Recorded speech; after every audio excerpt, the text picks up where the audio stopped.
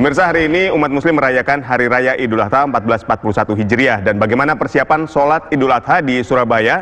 Kita sudah terhubung dengan rekan atau reporter TV One Nachota Yesida, dan di Jakarta ada Debbie Tobing.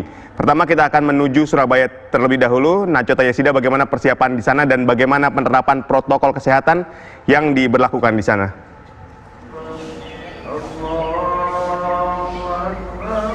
Ada yang sedikit berbeda tahun ini sholat id di Masjid Al-Akbar Surabaya jika dibandingkan dengan tahun kemarin.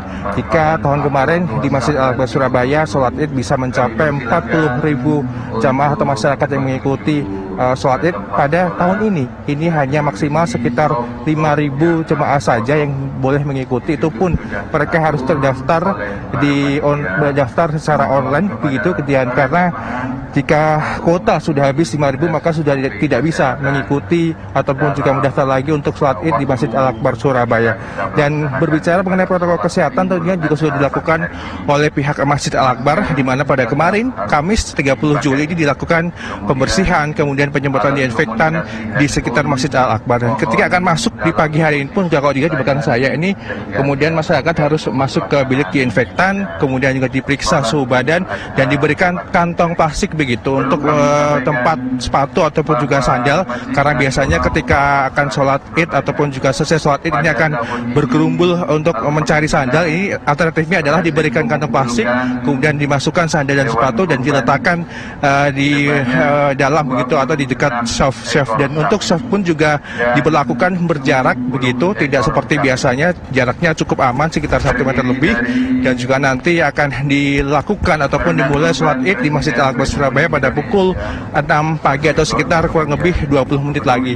Sementara itu untuk korban di Masjid Al-Akbar ada seperti tahun-tahun sebelumnya, dan salah satu tokoh yang menyumbangkan ataupun berkorban di Masjid Al-Akbar adalah dari Presiden Joko Widodo, yakni sapi seberat 1 ton begitu, dan juga ada sejumlah tokoh lainnya seperti Gubernur Jawa Timur Khofifah Indar Parawansa dan juga Emil Dardak, Wakil Gubernur Jawa Timur, dan juga memberikan sapi untuk dikorbankan esok hari pada pukul 6 dan juga 6 pagi. Sementara itu kalau dilihat kondisinya sekarang memang sudah akan sedikit lebih cepat dibandingkan dengan Jakarta sholat idnya maksud kami.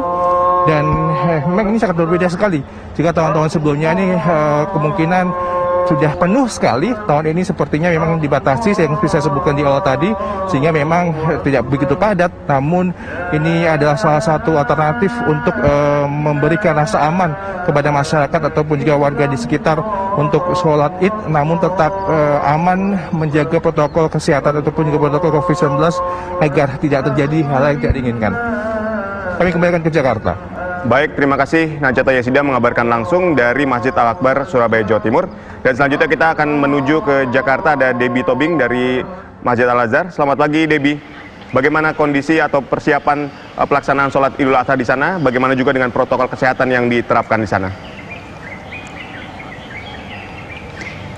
Baik, selamat pagi Adit dan juga pemirsa. Jika ditanya ini bagaimana persiapan dan juga kondisi di Masjid Al-Azhar sampai saat ini dari tadi kami memantau memang di Masjid Al-Azhar ini sudah mulai tampak persiapan dari petugas yang berjaga, bahwa memang ini dapat Anda saksikan di layar kaca Anda saat ini.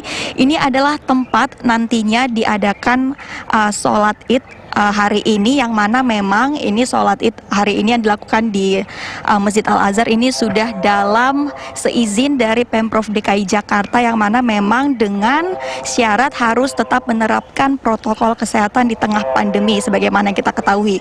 Nah, untuk protokol kesehatan yang memang harus diterapkan ini salah satunya adalah maksimal kapasitas, maksud kami adalah kapasitas maksimal hanya 50%, yang mana memang jika ini lapangan tempat nanti dilakukannya sholat id ini bisa menampung hingga 4.000 jamaah, namun karena memang adanya protokol kesehatan yang harus diterapkan, ini hanya dapat menampung 2.000 saja untuk hari ini. Dan memang tadi kami juga sempat diinformasikan oleh petugas bahwa memang hari ini nanti hanya ada 3 pintu saja yang akan dibuka untuk menjadi akses keluar masuk nanti jamaah untuk sholat id di sini, yang mana memang di setiap pintu ini nanti akan sudah disediakan, tadi kami sudah melihat juga sudah disediakan tempat untuk mencuci tangan, bahkan juga tadi petugas sudah bersiap untuk mengecek suhu tubuh setiap jamaah yang nantinya akan hadir dan melakukan sholat id di Masjid Al-Azhar ini. Nah, memang juga selain itu, ini juga pihak Masjid Al-Azhar juga mengaku akan mengerahkan lebih banyak petugas untuk mengatur jalannya sholat sesuai dengan protokol kesehatan. Dan juga ada beberapa persyaratan yang memang harus diikuti jamaah ketika nanti akan melakukan sholat di Masjid Al-Azhar ini. Salah satunya adalah jamaah dilarang untuk membawa anak-anak maupun lansia, dan bagi jamaah yang memang dalam kondisi kurang baik ini sebaiknya melakukan sholat di rumah saja. Begitu kira-kira untuk protokol kesehatan yang akan dilakukan di Masjid Al-Azhar. Sementara demikian, kembali ke Anda di studio. Baik, Debbie, apakah di Masjid Al-Azhar ini juga akan menyelenggarakan pemotongan hewan kurban? Ya, baik Adit dan juga pemirsa, untuk informasi pemotongan kurban, tadi kami juga mendapatkan informasi bahwa memang nanti tetap dilakukan pemotongan kurban, namun untuk pembagiannya ini pihak dari Masjid Al-Azhar akan membagi ke pos-pos langsung, tidak seperti sebelum-sebelumnya yang menggunakan kupon. Adit. Baik, terima kasih Debbie Tobing mengabarkan langsung dari Masjid Al-Azhar Jakarta, dan sebelumnya adanya Cota Yesida dari Masjid Al-Akbar Surabaya, Jawa Timur.